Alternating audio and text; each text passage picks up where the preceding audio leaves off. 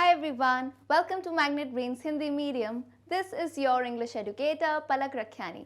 इस सेशन में हम बात करेंगे class 10th Bihar board English की poem number 2 ode on solitude के मल्टीपल चॉइस क्वेश्चंस की.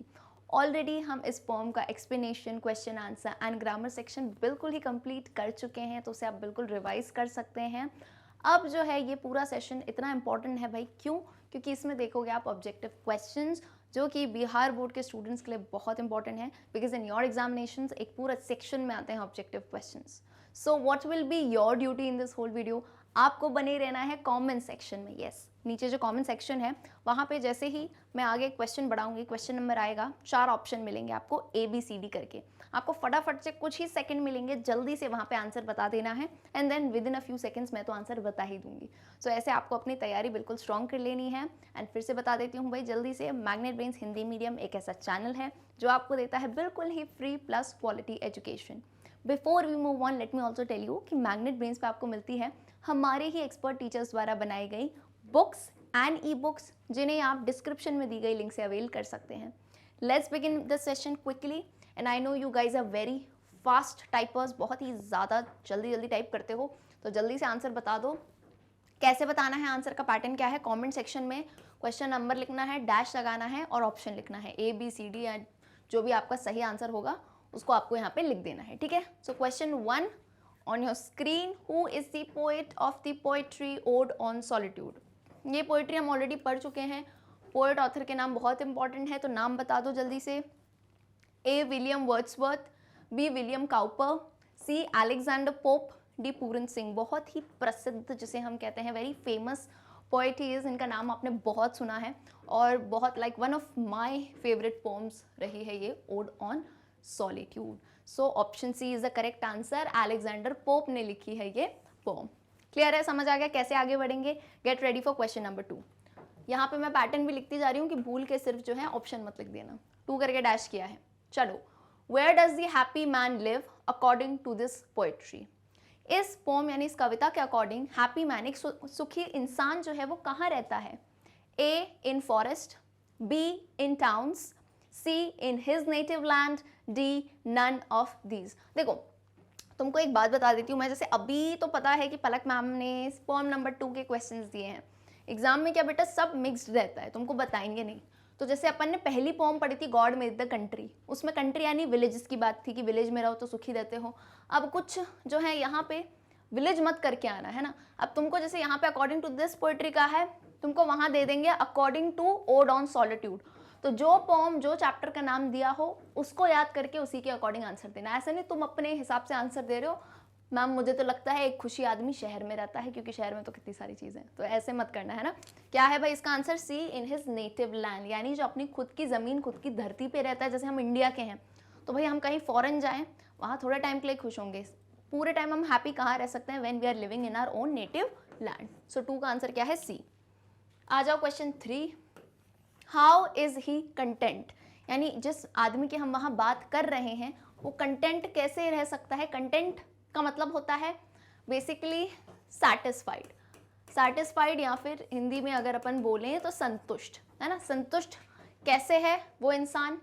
A to live peacefully, B to live with comfort, C to live with luxury, D none of these. यानी A जो शांति से रहता है वो सुखी है, सैटिस्फाइड है.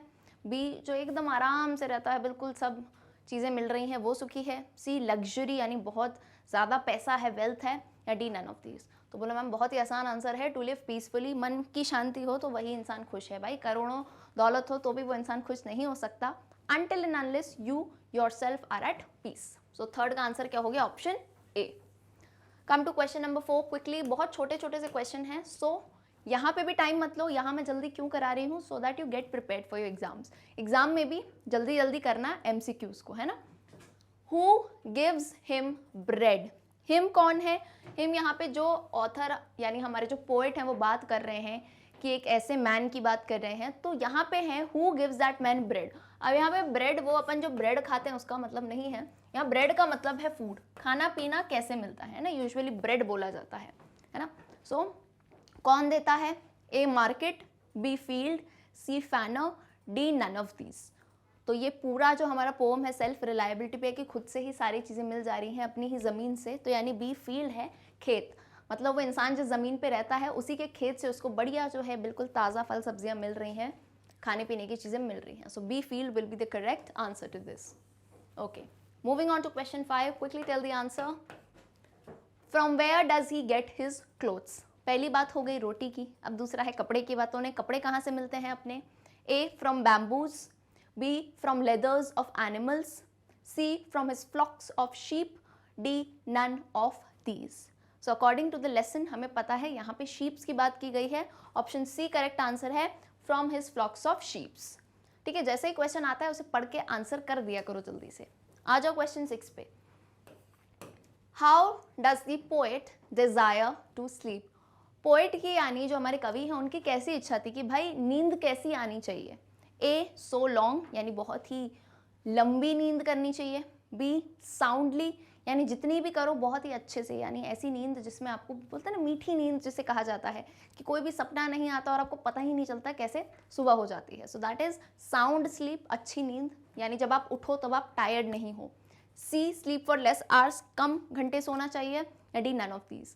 सो अकॉर्डिंग टू द पोएट यार जो भी हो हम सभी को क्या चाहिए? साउंड स्लीप चाहिए. बी साउंडली, कि जितनी देर भी सोए हम अच्छे से सो पाएँ. सो सी 6 का आंसर है बी साउंडली. चलो आ जाओ क्वेश्चन 7 पे. What does the poet wish, यानी कवि की इच्छा क्या है?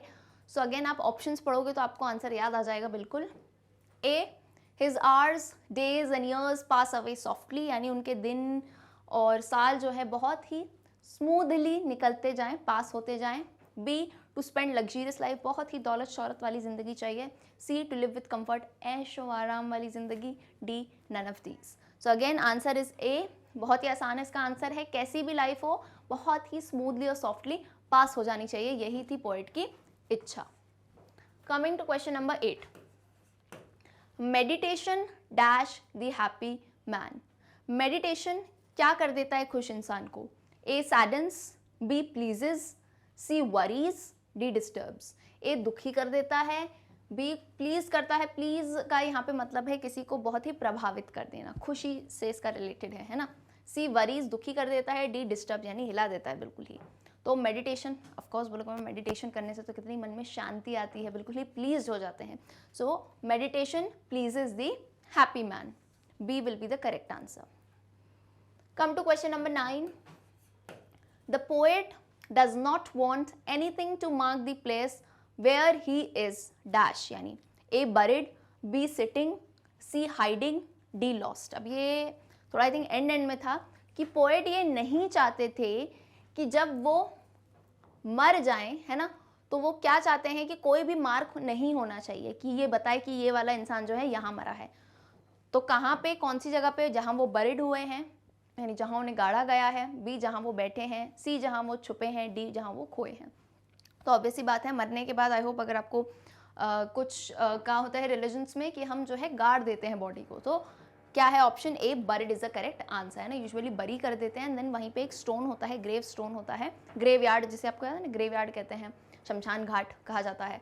तो वहीं पे बरी कर देते हैं और उसमें ऐसा एक काइंड ऑफ ग्रेव का स्टोन होता है जिसमें मरने वाले का नाम, उसका बर्थ डेट, उसके बारे में कुछ लिखा होता है. तो पोएट वो नहीं चाहते थे कि जब मैं मरूं तब भी ये सब चीज़ें यहाँ पे नहीं होनी चाहिए. Come to question 10. Quickly tell the answer. A happy man's wants are satisfied by the property inherited by him from his. A uncle, B mother, C cousin, D father. A happy man's wants, man's wants यानी ये apostrophe S है. एक खुश इंसान की जो इच्छाएं हैं वो किससे संतुष्ट होती हैं? By the property according to the poem, यानी वो इंसान बहुत लालची नहीं होता है. जो प्रॉपर्टी, जो दौलत उसके पिता ने उसको दी रहती है वो उसी से ही सेटिस्फाइड रहता है. यानी अगर मान लो थोड़ी सी ज़मीन भी दे दी उसको रहने के लिए, so that person is satisfied. So option is D father. Okay, moving on to question number 11. Hours, days and years slide away dash for the happy man. अभी आपने इस लाइन को एक ऑप्शन में देखा था, अब ये लाइन खुद आके बन गई है एक क्वेश्चन. सो यानी जो दिन के आवर्स हैं, जो दिन हैं, जो साल हैं, वो कैसे स्लाइड अवे होने चाहिए एक खुश इंसान के लिए? A hard, B quickly, C softly, D tensely. So answer is very clear, will not waste much time on this. It is C softly, यानी बहुत ही स्मूथली, आसान तरीके से पास हो जाने चाहिए ये सब दिन. Coming to question 12. Loneliness is same in meaning as. Loneliness का मतलब इनमें से किससे सेम होता है? A satire, B profound, C solitude या डी मॉम. इनमें से किसका सेम मतलब होता है? लोनलीनेस से रिलेटेड काइंड ऑफ मतलब है. यानी अपन सेम मीनिंग को और क्या कह सकते हैं बेटा? सेम से मैंने आपको एक वर्ड याद करवाया है, एस से एस को याद रखो. सेम यानी क्या? सिनोनिम. सिनोनिम यानी क्या? सेम. तो कभी अगर सिनोनिम आ गया तो इसका मतलब है सेम मीनिंग. और if we talk about Hindi, Hindi में हम इसे क्या कहते हैं? पर्यायवाची शब्द, है ना. पर्यायवाची यानी जो सेम मीनिंग होता है. सो सब लिख दिया है मैंने यहाँ पे ताकि कभी भी कंफ्यूज मत होना.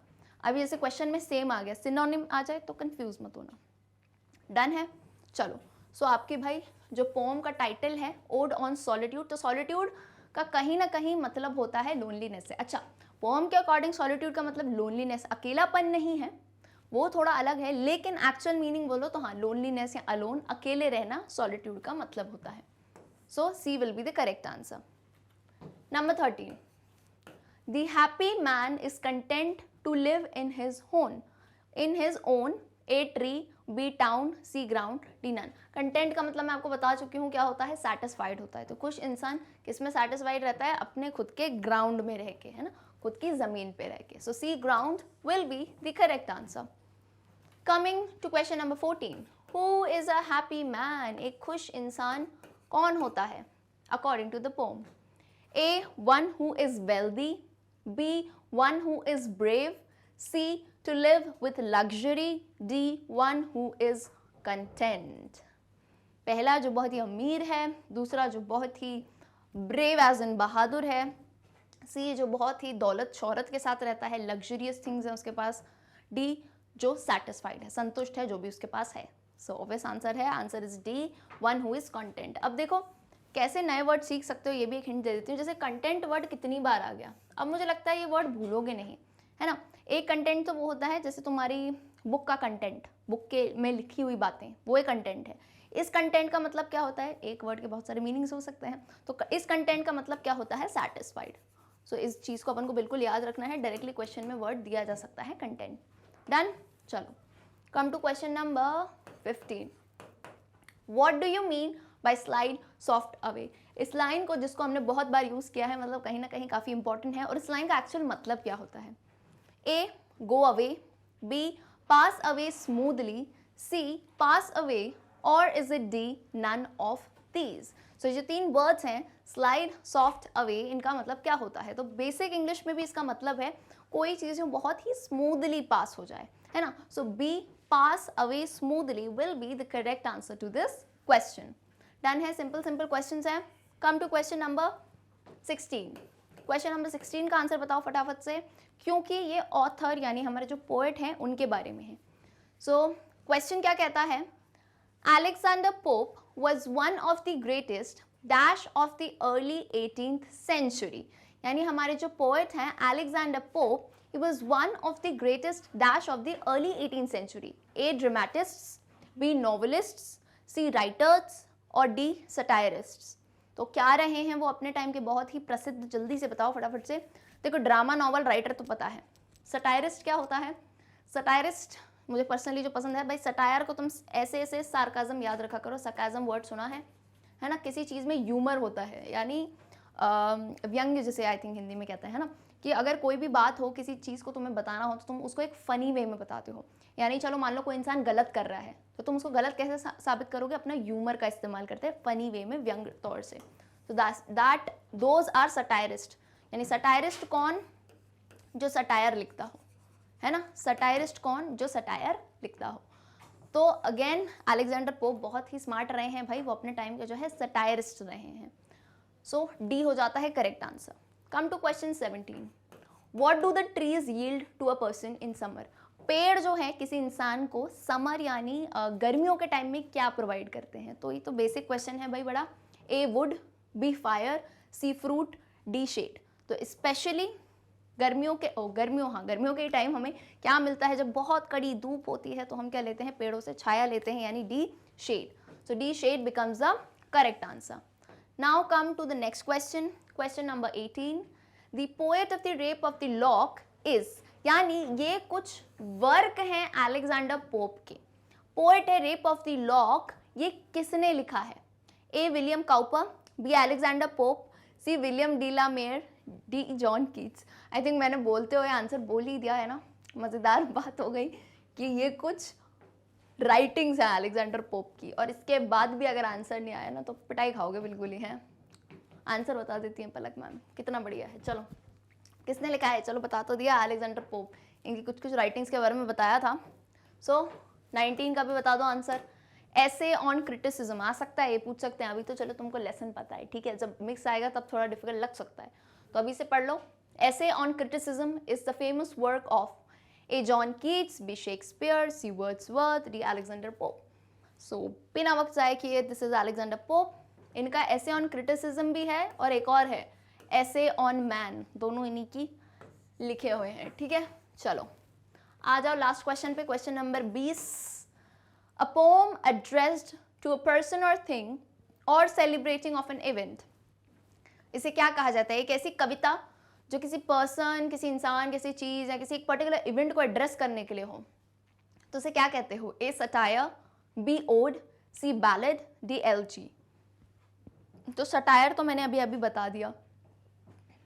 बैलेड, एलजी मुझे कम उम्मीद है कि किसी को पता होगा, है ना ये, क्योंकि इस टाइप के आपने वर्ड्स आई थिंक पहले देखे नहीं हो, लेकिन इतना तो दिमाग लगा सकते हो. पोम का नाम क्या है? Odd on solitude. तो करेक्ट है, ओड होता है इसका मतलब. ओड क्या होता है? किसी भी एक पर्टिकुलर चीज़ के ऊपर अगर हमने पोम लिखी है, तो जैसे हमने सॉलिट्यूड, लोनलीनेस, अकेलेपन पे हमने पोम लिखी है, तो that is an ode. Satire Palak ma'am ने बता दिया. सटायर यानी यूज ऑफ sarcasm या ह्यूमर, ठीक है. तो ये सटायर हो गया. अभी ये समझ लो बैलेड क्या होता है, थोड़ी अच्छी एडिशनल इन्फॉर्मेशन है. बैलेड बेसिकली पोम जो लव के ऊपर लिखी हो, प्रेम के ऊपर जो होती है ना पोम्स, उन्हें बैलेड की कैटेगरी में डाला जाता है. एलजी क्या होती है? एलजी वो टाइप की पोम्स होती हैं जो आई थिंक थोड़ी अपन क्या कह सकते हैं, सैड वाली पोम्स होती है ना, दुखी दुखी जीवन, है ना, उस टाइप पे होती हैं. तो दोज कम अंडर एलजी. एक बेसिक्स आपको आइडिया दे दिया है ना, बहुत ज़्यादा डीप में नहीं जाना, ठीक है, बिकॉज नाम आ गए तो मैंने सोचा यार एक बार बता ही देती हूँ. डन है, ठीक है. चलो एडिशनल इन्फो मिल गई. सो विद दिस 20 क्वेश्चन खत्म होते हैं. क्या करना है क्विकली से आपको बेटा मेरे स्कोर बता देना है. जैसे अगर 20 में से 18 आए हों तो 18 आउट ऑफ 20 करके अपने स्कोर्स कमेंट सेक्शन में बता दो, ताकि जो है मुझे पता रहे आप लोग कहाँ स्टैंड करते हो और कितनी मेहनत आपको और करनी है.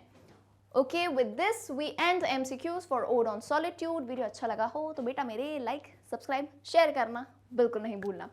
जो स्टूडेंट्स न्यू है बता दूँ कि ये मैग्नेट ब्रेन्स के हमारे टॉप कोर्सेज हैं. इंग्लिश मीडियम दोनों, हिंदी मीडियम दोनों में ही हमारा चैनल है, जिसमें सभी वीडियोस बिल्कुल फ्री हैं, but with lot of quality education. So see you all in the next session. Till then, good bye.